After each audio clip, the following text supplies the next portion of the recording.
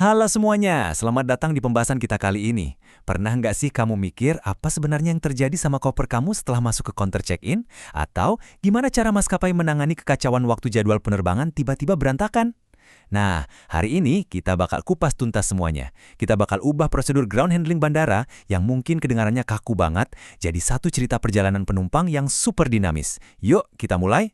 Oke, ini dia agenda pembahasan kita hari ini. Kita bakal mulai dari counter check-in, terus lanjut ngebahas soal apa yang terjadi kalau ada masalah dengan bagasi. Habis itu kita masuk ke situasi detik-detik menegangkan saat pesawat delay, dan pastinya ditutup dengan pelajaran penting buat karir kamu di industri ini. Bagian pertama, counter check-in. Ini adalah fondasi utama dari penanganan bagasi. Nah, hal paling mendasar di sini adalah membedakan mana barang yang harus masuk ke perut pesawat dan mana yang boleh ikut kamu ke kabin. Buat cek baggage atau bagasi terdaftar, ini tuh barang-barang gede yang harus masuk kargo. Dan mutlak wajib dikasih label bagasi, kalau nggak bisa gawat. Sebaliknya ada cabin baggage, ini tas yang kamu bawa langsung ke atas pesawat. Ingat, maksimal beratnya tuh rata-rata sekitar 7 kg aja. Dan yang paling krusial, bagasi kabin ini sama sekali nggak boleh berisi barang berbahaya. Keselamatan penerbangan itu harga mati kan? Terus, kamu tahu nggak sih, kalau tiap maskapai itu punya cara beda-beda buat ngitung batas bagasi. Pertama, ada weight concept atau konsep berat. Di sini, yang dihitung cuma total beratnya aja. Mau kamu bawa berapa koper pun, nggak masalah asal totalnya masuk limit. Ini umum banget dipakai di Asia, termasuk buat penerbangan domestik kita di Indonesia. Tapi beda cerita kalau kamu terbang ke rute Amerika atau Eropa. Di sana mereka pakai piece concept. Jadi yang dibatasi itu jumlah fisik tasnya. Misalnya maksimal 2 koper, titik. Kebayangkan, aturan mainnya bisa berubah total tergantung rute terbang kamu. Sekarang, mari kita pecahkan bahasa rahasia yang ada di tiket penumpang. Buat para staf bandara, info ini tuh benar-benar penting buat mencegah perdebatan pas lagi nimbang barang. Kalau ada kode 20K, itu artinya penumpang dapat jatah bagasi 20 kg pakai sistem weight concept yang tadi kita bahas. Kalau kodenya 1 PC per 23K, itu artinya piece concept cuma boleh bawa satu tas, maksimal 23 kg. Nah, yang paling harus hati-hati itu kalau ada tulisan nil atau NO free baggage. Sederhana aja artinya, tiket itu murni nggak dapat jatah bagasi gratis sama sekali. Masuk ke bagian kedua. Saat ada masalah, kita bakal bahas detail soal manajemen penyimpangan bagasi. Kalau situasi lagi kaos karena urusan bagasi, hal pertama yang harus banget dilakukan adalah identifikasi masalahnya. Ada 4 skenario utama di sini. Pertama, delayed baggage, alias kopernya datang terlambat. Kedua, mishandled baggage. Ini biasanya masalah sistemik, di mana koper malah nyasar ke rute yang salah atau salah penanganan. Ketiga, damaged baggage. Kopernya sampai sih, tapi kondisinya rusak atau terbuka. Dan yang keempat, ini mimpi buruk semua penumpang. Missing atau lost baggage, saat koper benar-benar hilang tanpa jejak. Masing-masing masalah ini punya protokol penanganan yang beda-beda loh. Pas ada tas yang hilang atau rusak, ada satu dokumen yang jadi penyelamat mutlak.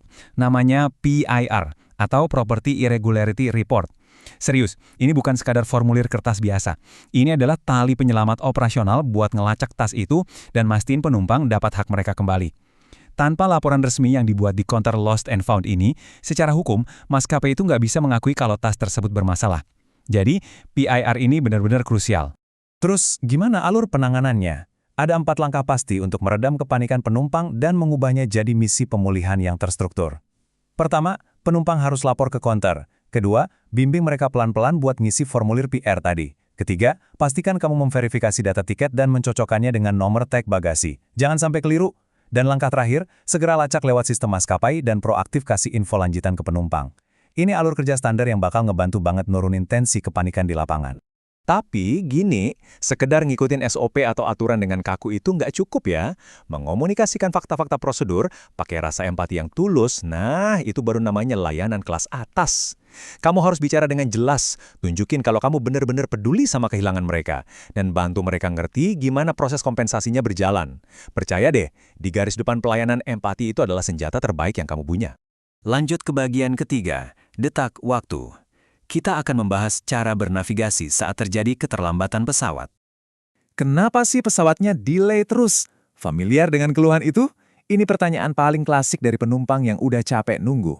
Sebagai profesional di bandara, kuncinya satu, jangan pernah bersikap defensif. Kamu dituntut untuk tahu persis apa yang lagi terjadi di balik layar, biar bisa ngasih jawaban yang jujur dan menenangkan mereka. Coba kita bedah, pesawat delay itu jarang banget loh terjadi tanpa alasan yang jelas. Seringkali ini murni keputusan tak terhindarkan untuk memprioritaskan keselamatan penumpang. Bisa jadi karena cuaca lagi ekstrim, ada masalah teknis pas pengecekan akhir pesawat, lalu lintas udara yang lagi padat-padatnya, atau bisa juga karena hambatan operasional bandara dan keterlambatan kru penerbangan. Kalau kamu bisa nyampein fakta-fakta ini secara jujur, itu bakal ngebantu banget menenangkan penumpang.